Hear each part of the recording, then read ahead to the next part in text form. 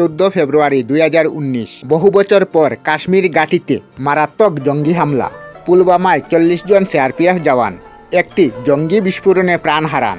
এই জঙ্গি হামলার পর বহু প্রশ্ন সামনে উঠে আসে প্রধানমন্ত্রী সেই দিনের কর্মসূচি নিয়ে। কেন হামলার 3.5 ঘন্টা পর উনার প্রথম প্রতিক্রিয়া এলো? কিন্তু প্রশ্ন হলো এই, কি করেছিলেন প্রধানমন্ত্রী নরেন্দ্র মোদী এই 14 ফেব্রুয়ারির দিন, যখন কাশ্মীরের মাটি আর একবার রক্তে ভিজেছিল?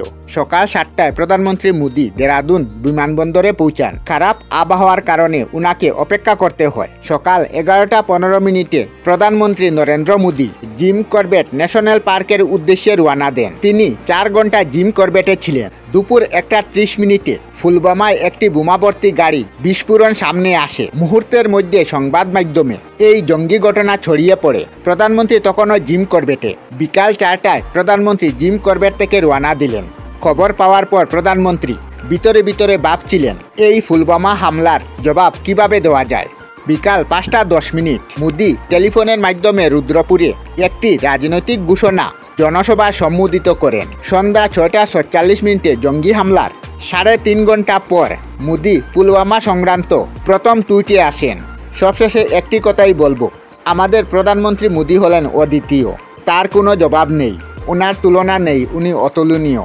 তিনি যা করেছেন দেশ হিতের চিন্তা করে করেছেন, যার পরিণাম 26 ফেব্রুয়ারি 2019 তারিখে পাকিস্তানের বিমানবন্দরে হামলা চালায় ভারত, যেখানে জৈশ-ই-মোহাম্মদের একটি প্রধান শিবির ধ্বংস করা হয় এবং পাকিস্তানকে হার মানতে হয়। তাই তো বলছিলাম, মোদী তো মোদী, তা তো তিনি প্রমাণ করে দিলেন।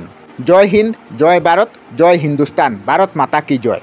গর্বের সাথে বলো, আমরা ভারতীয়। আমরা আমাদের চ্যানেলে সব ধরনের ভিডিও আপলোড করি, যেমন ব্লগ, নিউজ, কুকিং ভিডিও, ধার্মিক আলোচনা ইত্যাদি। যদি আপনারা এই ধরনের ভিডিও দেখতে পছন্দ করেন তাহলে এই চ্যানেলটি নিশ্চয়ই সাবস্ক্রাইব করবেন। আমি আপনাদের সাথে বিদায়ক না, আজকের মতো বিদায় নিলাম। আর ভিডিওটি ভালো লাগে লাইক, শেয়ার ও কমেন্ট করবেন।